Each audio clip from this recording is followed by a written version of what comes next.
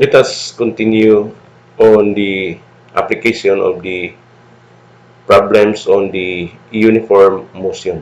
This time, we will study the rotor ride problem. So what is a rotor ride? A rotor ride is a kind of an event that where riders are able to run over the wall. This is a vertical wall and the origins are on top of it. This is just like a cylinder with in the bottom we have the inverted cone. So they start with an inverted cone, then rotate until the speed of the riders can be able to climb up the wall. So the question is, why is it that riders were able to move on the wall? This will be our topic for today. So what will be the speed requirement? Because we understand that they were able to climb up the wall because of their speed. Without their speed, they will be pulled down to the bottom part of the cylinder. So let us derive the formula. What is the velocity in terms of the other quantities involved during this rotor ride? But for that, we have to recall first the principle of uniform circular motion, that if we have this object rotating around the curve whose radius is r, radius measured from the center, and with the constant velocity, that's why we call it as uniform. But this particle travels on the curve with acceleration. It's because that the particle is keep on changing its velocity direction. The magnitude, there is no change, but the direction is keep on changing. So the question is, how much is the centripetal acceleration? The centripetal acceleration again is towards the center. That's why we call it sometimes as radial acceleration. Now, in our previous video, we derived the relationship of the acceleration, okay, and also with the centripetal force. Because according to Newton, if there there's an acceleration, there's always a force which has the same direction of the acceleration. So since our acceleration is centripetal, our force also is a centripetal force. So we derived this in our previous video. The centripetal acceleration is the square of velocity divided by r. Take note, this velocity is linear velocity. So this velocity is constant throughout the curved path. And r is the radius. So if you square the velocity divided by r, that's the centripetal acceleration. Now substituting this acceleration, the second law of Newton, we arrive at this formula.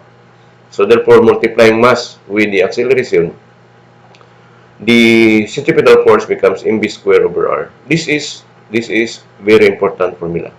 All problems that relates uniform circular motion uses this formula. So how to use this one? Very simple. We have to analyze the moving object, then construct the free body diagram. Okay.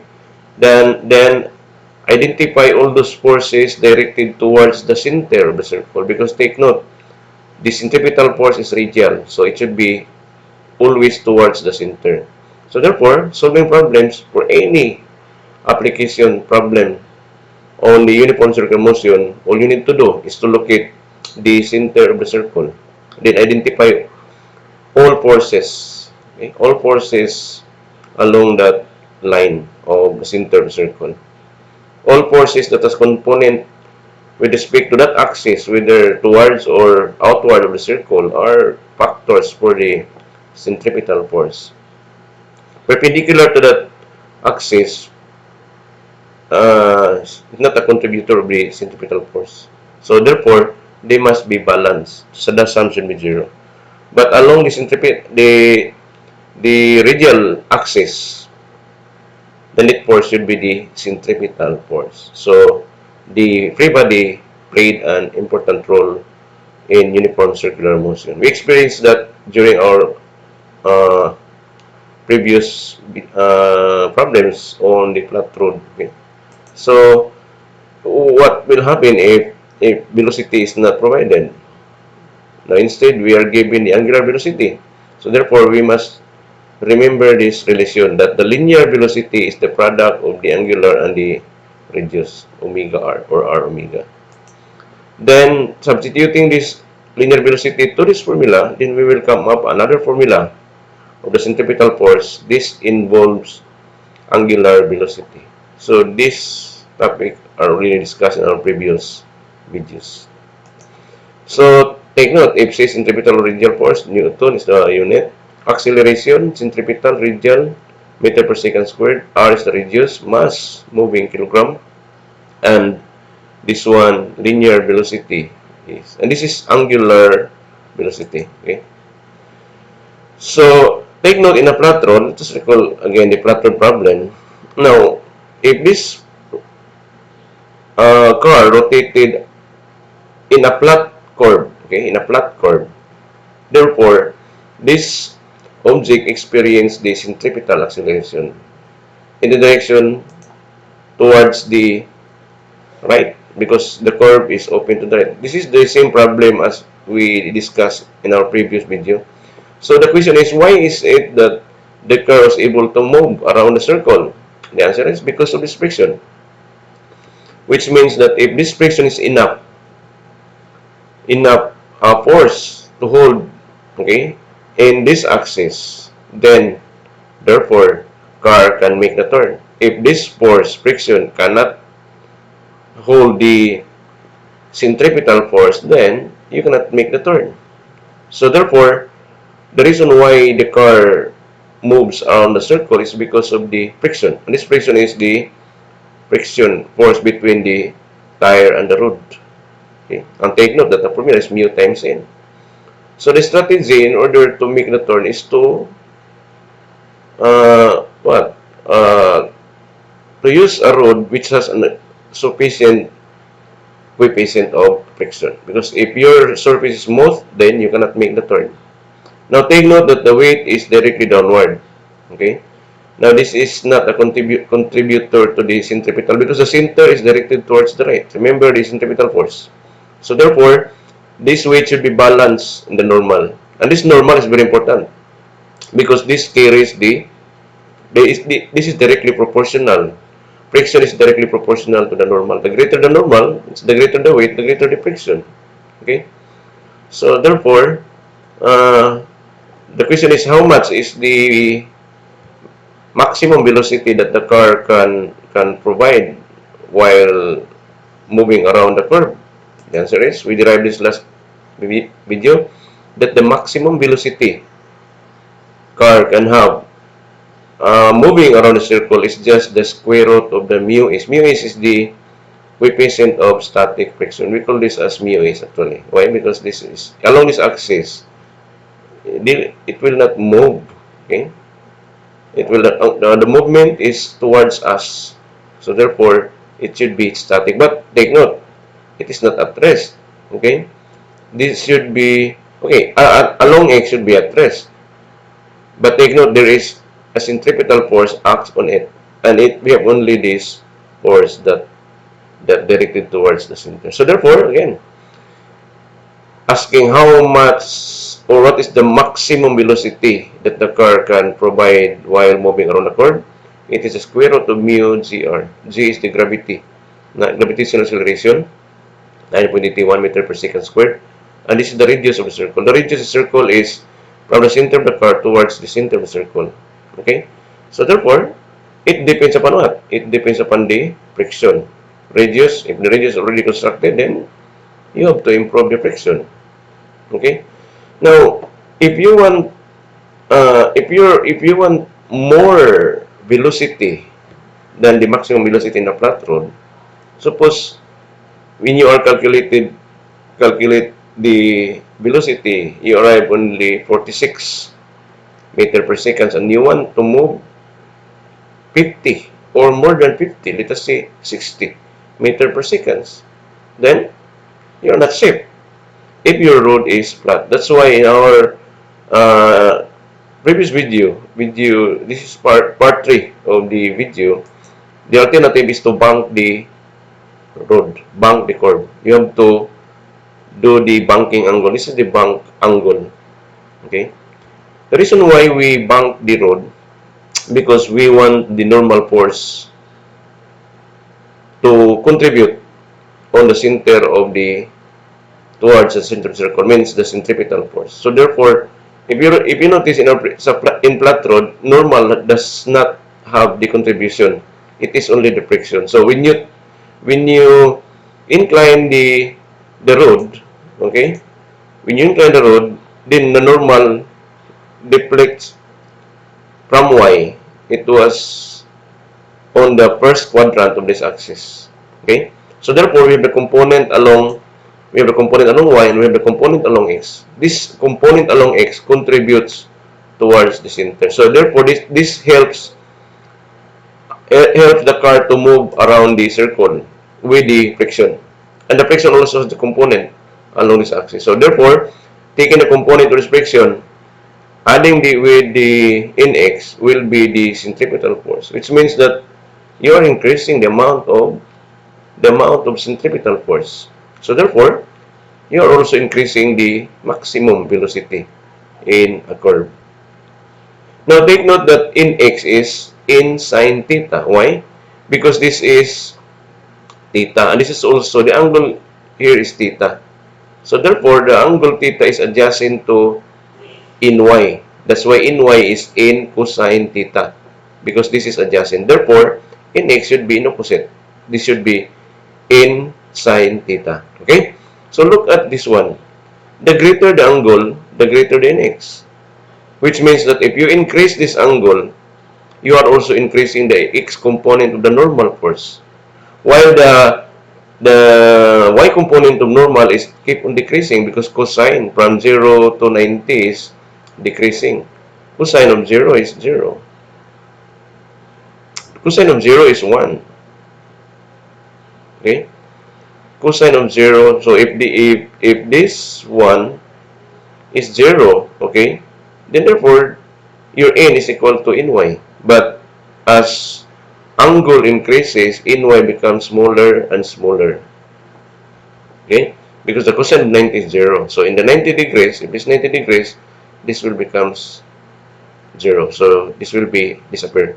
And only the x component, that meaning all the normal force are directed towards the x-axis.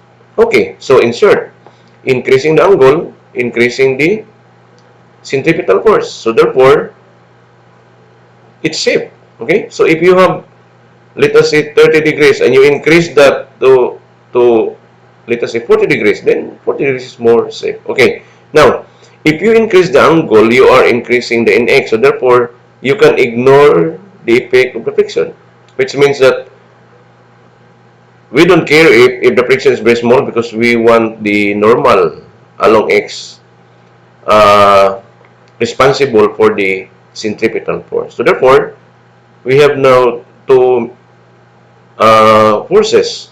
So if you increase nx, you can ignore during the computation of the friction. So the question is, how much is the velocity required if we totally ignore the friction? We ignore the friction, although in the actual, again, in the presence of friction, it's more safe. If you're designing neglecting the friction, then in the actual, there must be always a friction, so therefore, it's more safe. So the question is, ignoring this friction, okay, how much is the velocity? This is the velocity we derived in our previous video. It is the square root of gr tangent theta, where theta is the bank angle. This is the bank angle coming from the horizontal towards the rod, inclined rod. So therefore, again, if you increase this one, this angle, the tangent is keep on increasing until no, not this one should not be equal to 90. So approaches 90, this will becomes greater and greater requirement. So more safe if you increase the angle. It's mean to say, okay. Now take note that this formula is ignoring the friction. So therefore, if you do the calculations during the construction using this formula, then you are more safe in the actual because there must be a friction always. Okay? So, but take note, the friction is was divided into two components. The friction towards center is the component along the x, and the component along y will be contributed to the along y. So, it helps us to stay at the surface. Okay. So, again, the greater the angle, the greater the maximum. Therefore, you are more safe if you increase the angles. Okay, so meaning that this one, you are increasing the angle. So therefore, look at the x component. It is increasing. In the previous, look at this one. This is shorter, but if you incline this an angle greater than that, then this component is increasing, while in y is decreasing. Okay, continue again. Look at this one, increasing again. So if you are asked which angle, uh, bank angle, say for the car to run over the curb, then the answer is this is safe compared the in the previous because it has a greater angle. The x component of normal is increasing. So if you continue, okay, now what will happen if you use the angle of 90? What will be the result? If we Is it safe if it is 90? The answer is yes. Because the greater the angle, the more safe. Because you are now directed the normal force towards the x-axis. So therefore, in y has disappeared. Okay? So therefore, again, this is the angle without the friction. You have to increase the angle. Take note that approach is 90 because tangent to 90 is not an real number. Okay? So therefore, this is more safe. Look at this one. The normal is already directed towards. All normal was directed towards the radius. So therefore, this will be our centripetal force. So the question is the car safe? The answer is very yes. Provided that you are moving around, you have the velocity. Because if you stay in that part, then you will be free fall. But because of the velocity towards you, if that velocity is enough that this one, the car and the road has a contact, so therefore you are safe. Why? Because take note, and provided also that the friction of that using that velocity is enough, because take note that the weight is downward. Okay, so that's why if you are not moving, you are free fall. Then because you are moving, so therefore there was a contact, that's why it provides normal. The reason why you are moving around the curve in a vertical because of the normal. So therefore, there should be a contact. If there's a contact, there should be friction. So why is it that this car stays on that axis? Why is it that it will move downward or upward? The reason is because the weight was absorbed by the friction. So therefore, if your friction is not enough, then you will be pulled down. So how to increase friction? Look at this one. The main actor here is the friction. Why? Because if your friction is not enough and your weight is greater than the friction, you will be pulled down, free fall. So the question is how to increase the friction. Look at the formula. Friction is mu n. So if you increase the amount of n, you are also increasing the friction. Therefore, the question is how to increase the normal. The answer is increase your velocity. Because increasing the velocity is increasing the normal. Because take note, this is centripetal force. And centripetal force is directly proportional to the velocity. Which means if you increase the velocity, you're increasing the centripetal force. And you are increasing the normal. Increasing the normal is increasing the friction. So therefore, okay, you will stay at that point. Which means that you can move towards you or away from you. Okay? As long as it's moving in a horizontal circle. So, take note, look at this one. Why is it that these riders are able to move in the wall? Okay? Take note that they are rotating with enough velocity. Okay? This is moving with enough velocity. Because Less velocity cannot provide, cannot allow this car to move around the curve. So the question is how much velocity. Okay. Now going back to the pre-body diagram, this why is it that this rider was able to climb or move, run over the wall? So take note that it's because of the normal. Okay? It is the normal played an important role. This is towards the center of the circle. So this is, take note, cylinder. So it has a circle. Directed towards the center is the normal force. And because you have the weight is downward. Take note, the weight is perpendicular to the normal during the time. Weight is the gravitational force. So this should be directed towards the radius of the Earth. Okay? Since this is isometric drawing, so therefore, picture, so therefore, this will be our weight. And this is mass, depending on the mass. And the gravity is 9.81. So take note now we have the normal. So if we have the normal, we have the friction between the car or the rider and the wall. And the friction is upward. So the requirement in order to run the driver or the rotor rider in the wall is make sure that your weight is equivalent to the friction. So how can you equate the weight and the friction? In what way that the friction can hold the weight? Okay, if you increase the normal, because no friction again is mu n, so increasing the normal is increasing the friction. So in that process, you are absorbing the weight which is downward. So therefore, you will stay on that level. Stay at that level, but you are rotating around the circle. Because if you stop at that point, means what will happen if you stop? If you stop, then velocity is zero. Then the normal, the centripetal force becomes zero. So therefore, the normal becomes zero. If the normal becomes zero, then friction becomes zero. So what will happen to you? You will be free fall because weight is always present because of your mass. Okay, understood? So this is the concept of the rotor. Now, question is, what is the maximum or minimum velocity? Because the maximum velocity, any velocity will do. If you have a very large velocity or greater amount of velocity, you are more safe. Okay, take note of that. But if your velocity is not enough, then you cannot run into the wall. So therefore, the question is, what is the minimum velocity of the rotor ride? Those are the questions that we need to answer, and we will derive that formula. Okay, so what do you think? Where the rider starts? Now take note, this is the cylinder. The bottom that is an inverted cone. So they start at the bottom, then rotating again, rotating until it climbs up the cylinder. So that's the starting point. It is the inverted cone. So it's just like this.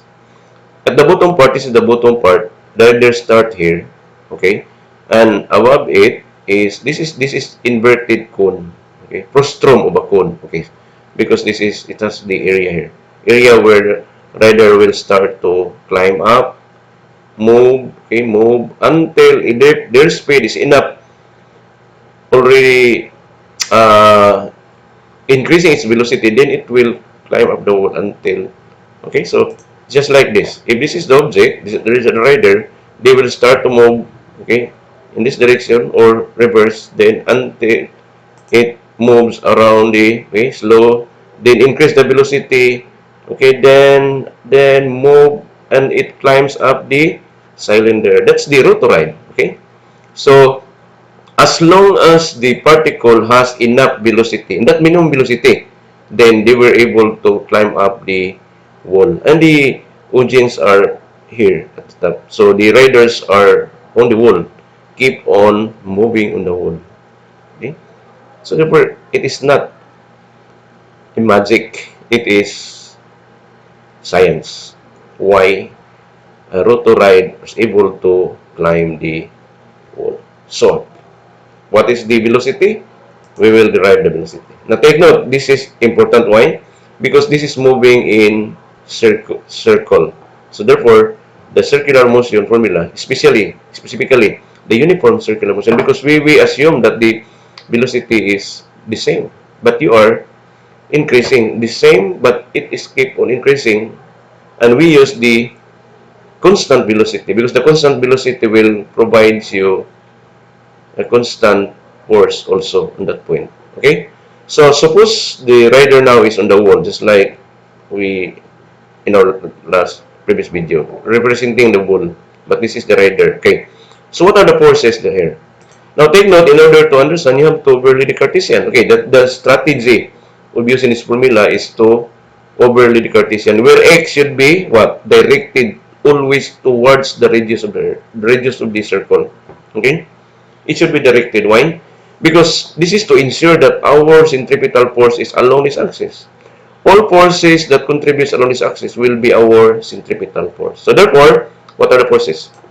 Now, obviously, the normal, because the road now is already 90 degrees. So it was tilt vertically. So therefore, the normal is, because the normal, take note, what is normal? It is the force between the object in contact. So the wall and the object, and it is against and perpendicular. So since this is vertical, then the normal should be horizontal. So therefore, surely, that normal force is directed towards the x. So therefore, this will be our centripetal force. So we can equate, actually, the normal can be equated here. Okay? So, later. Now, what else? What other force? We have the weight, because we have the mass. Multiplied with the gravity is the weight. Now, since not, you have the normal. When you have the normal, you have the contaction. Friction is, what? Is it upward or downward?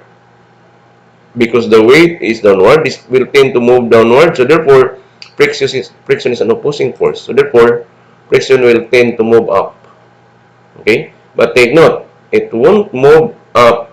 Move up only if this friction increase or greater than an amount of weight. This object will fall down. Okay? If you want to move down, you have to, okay, reduce this friction. So therefore, take note, this is constant. So if this friction is greater than weight, then you will be climbing up the wall. If this friction is less than your weight, you will be moving towards downward. Okay? So therefore, you have to adjust your friction. So how, in what way that we can adjust the friction, increasing or decreasing the friction? Then you have to increase or decrease the normal. Okay. Then, how to increase or decrease normal? Then, take note, this is centripetal force. Look at this one. So, you can equate the N to NB square. So, you have to increase the velocity in order to increase the normal. If you want to be the normal minimal value, then you have to decrease your velocity. So, it is actually the velocity that counts the uh, number of friction you want to, because the friction played an important role here. Whether to move up or to move down is to increase or decrease the friction. If you want to stay at that point, then weight should be equal to friction. Okay, so assuming that this is at that point, so therefore this must be the same. Okay, the sum should be 0.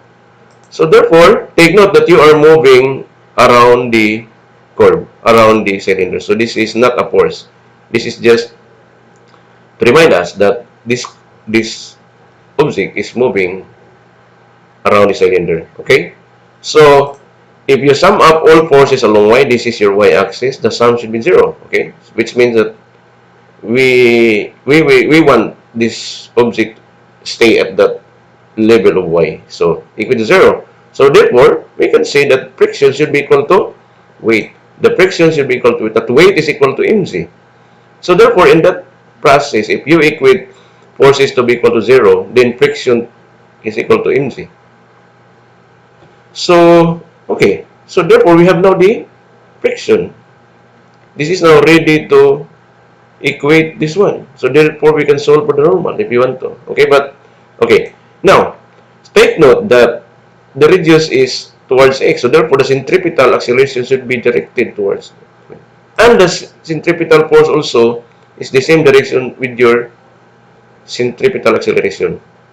So therefore, this is towards x. Now look at the free body diagram. We have only three forces.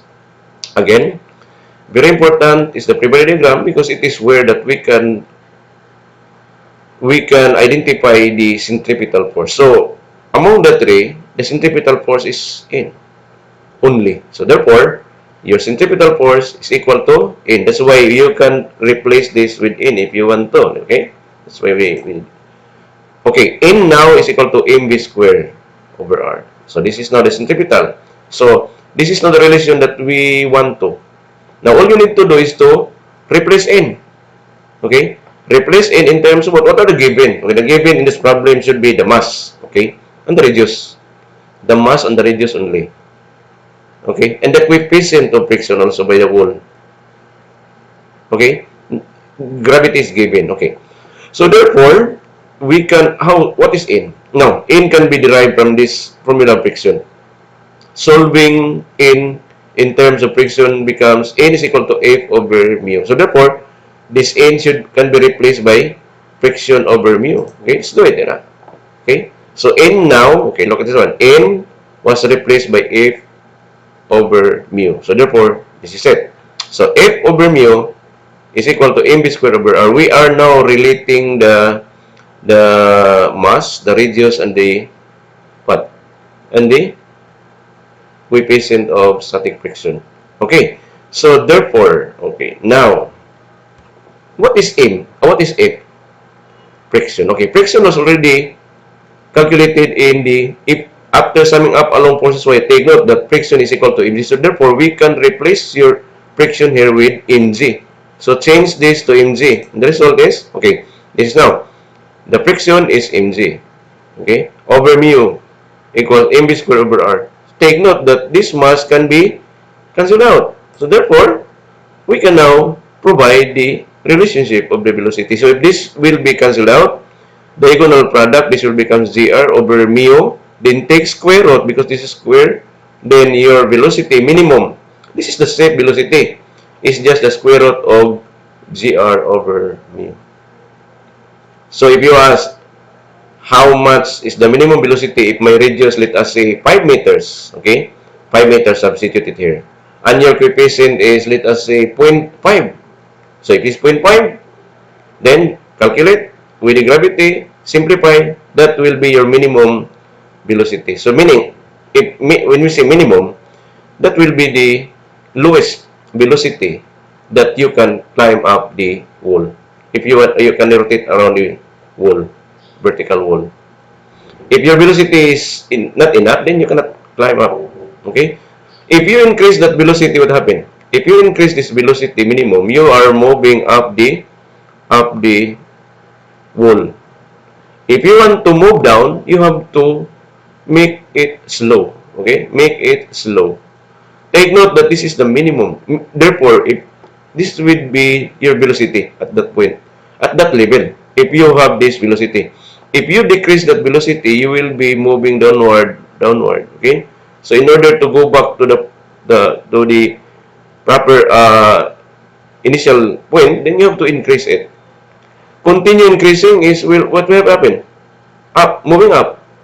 More velocity you have, you will be thrown away from the wall, above the sky. So therefore, you are controlling yourself based on your speed. Did you understand? Okay. This is all about the rotor ride problem. So we can apply this. It is not a magic. It is physics. Okay. Thank you.